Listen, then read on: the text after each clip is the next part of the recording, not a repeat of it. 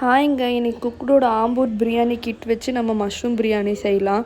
நான் வந்து ரைஸ் இல்லாத பிரியாணி கிட் தான் வாங்கினேன். அதில் வந்து 2 பேக் வந்துச்சு. ஒரு பெரிய பேக் வந்து பிரியாணியோட மெயின் மசாலா அண்டு அந்த சின்ன பேக்கில் வந்து சீசனிங் ஆயில் இருந்துச்சு. இது பண்ணுறது வந்து ரொம்ப ஈஸிங்க.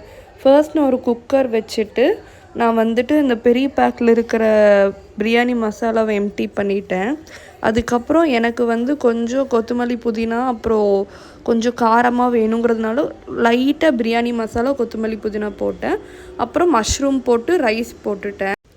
ரைஸ் போட்டதுக்கப்புறம் கொஞ்சம் கீ ஊற்றிட்டு அப்புறம் தண்ணி ஊற்றிட்டேங்க.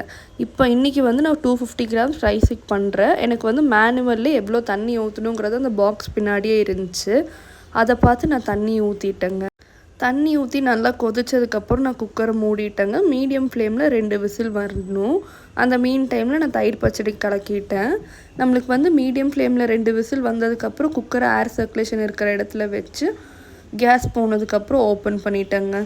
சூப்பராக இருந்துச்சுங்க. கடைசி ஸ்டெப் வந்து நம்மளுக்கு அந்த சீசனிங் ஆயில் வந்து ஆட் பண்ணிவிட்டேன். நம்மளோட மஷ்ரூம் ஆம்பூர் பிரியாணி ரெடி ஆகிடுச்சுங்க. இந்த பிரியாணி செய்யறதுக்கும் சாப்பிட்றதுக்கும் ரொம்ப ஈஸி அண்ட் டேஸ்டியாக இருந்துச்சுங்க. பிகினர்ஸ் கண்டிப்பாக இதை ட்ரை பண்ணலாம். And it's also affordable.